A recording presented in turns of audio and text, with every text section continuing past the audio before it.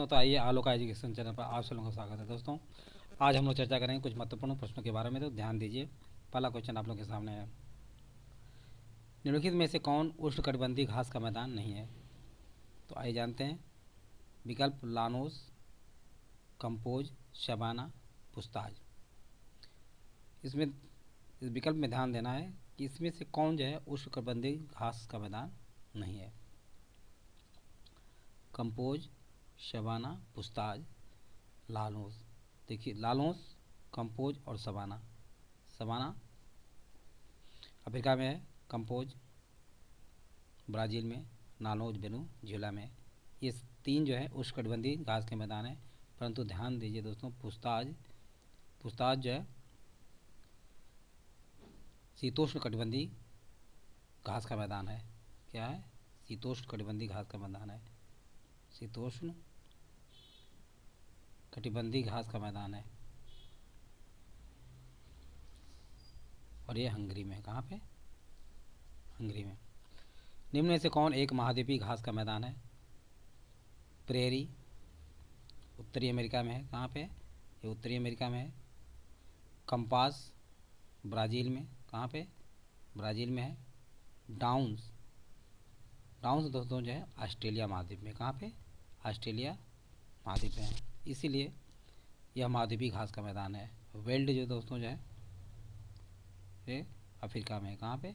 Africa में है, लेकिन शीतोष्ण कटिबंधीय घास का मैदान है। निम्न में से कौन शीतोष्ण कटिबंधीय घास का मैदान नहीं है?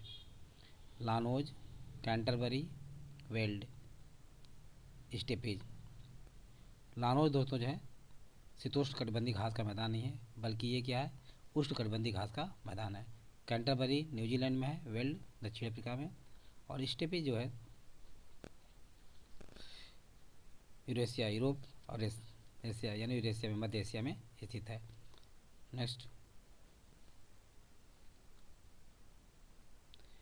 ब्राज़ील में उष्णकटिबंधीय घास का मैदान तथा शीतोष्ण कटिबंधीय घास का मैदान है कंपोज।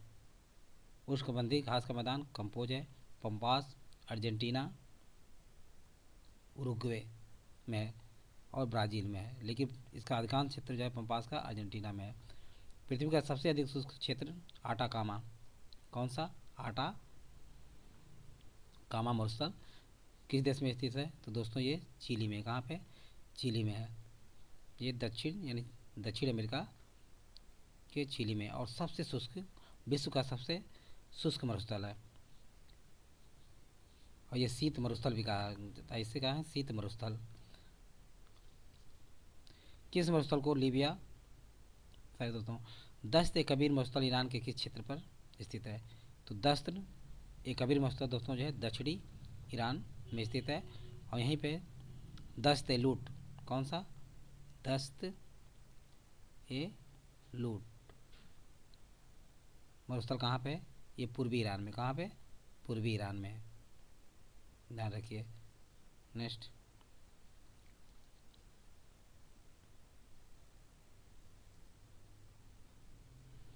किस मरुस्थल को लीबिया तथा नूबियन मरुस्थल के नाम से भी जाना जाता है?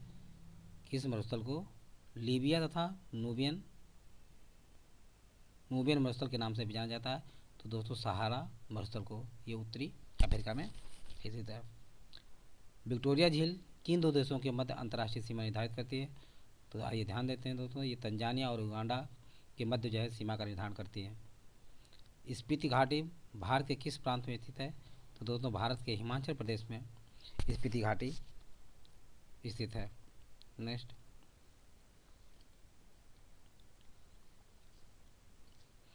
17वीं समांतर रेखा किन दो देशों के मध्य सीमा रेखा बनाती है? तो दोस्तों 17वीं समांतर रेखा उत्तरी वियतनाम और दक्षिणी वियतनाम के मध्य जो है समांतर रेखा बनाती है। तो आप लोग समझ में आ गया होगा। नेक्स्ट क्वेश्चन की तरफ बढ़ते हैं दोस्तों। तो आइए देखते हैं दोस्तों, क्वेश्चन नंबर 11 है, स्ट्रीट लाइट होता है। स्ट्रीट लाइट क्या होता है? ये अधिक ऊंचाई पर समताप मंडल में स्थापित वायुपोत है जो स्ट्रीट लाइट होता है, यह कहलाता है।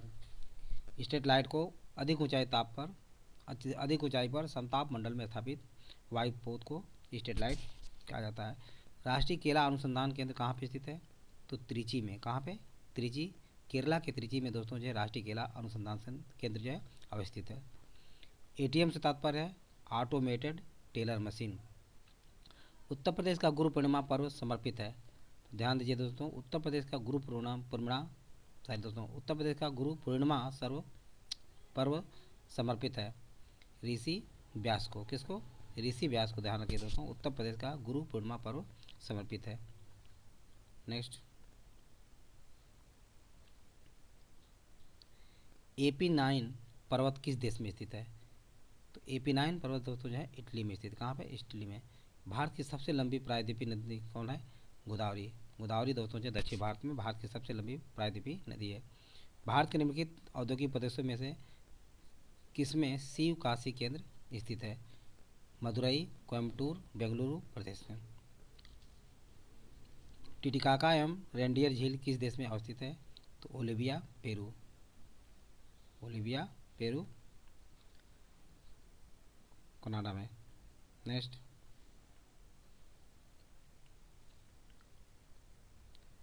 निम्न में से कौन सी विश्व की दूसरी सबसे गहरी तथा सबसे लंबी झील है? तो टंगानिका, यानी टंगानिका विश्व की दूसरी सबसे गहरी झील है। सबसे अधिक गहरी झील बैकाल झील है। बैकाल झील के पश्चात जो है टंगानिका का दूसरा स्थान है। झरिया कोला क्षेत्र निम्नलिखित राज्य में से किस में अवस्थित है? तो दोस्तों झरिया कोला क्षेत्र जो झारखंड में अवस्थित है। कृषि क्षेत्र का शीर्ष बैंक कौन है? नाबार्ड कृषि क्षेत्र का शीर्ष बैंक है और इसकी स्थापना 1982 में की गई थी। वर्ल्ड ट्रेड ऑर्गेनाइजेशन स्थित है। वर्ल्ड ट्रेड ऑर्गेनाइजेशन दोस्तों जिनेवा, स्विट्जरलैंड में है स्थित है और इसकी स्थापना 1 जनवरी 1995 को की गई थी। नेक्स्ट, काली क्रांति एवं गुलाबी क्रांति क्रमशः संबंधित है। काली क्रांति दोस्तों जो पेट्रोलियम उत्पाद से संबंधित है, जबकि गुलाबी क्रांति जो है झींगा मछली से संबंधित है। भारत में विशेष आर्थिक क्षेत्र सेज नीति घोषित की गई थी। तो भारत में विशेष आर्थिक क्षेत्र सेज नीति घोषणा अप्रैल 2000 में की गई थी। लोक लेखा समिति, प्राक्कलन समिति, सार्वजनिक उपक्रम समिति में अलग अलग कितने सदस्य होते हैं? तो ध्यान रखिए दोस्तों, लोक लेखा समिति में कुल 22 सदस्य होते हैं, 15 लोकसभा से, 7 राज्यसभा से। लोक लेखा समिति। प्राक्कलन समिति में दोस्तों जो है 30 सदस्य होते हैं और ये सभी के सभी सदस्य जो लोकसभा से होते हैं, राज्यसभा से कोई सदस्य नहीं होता है।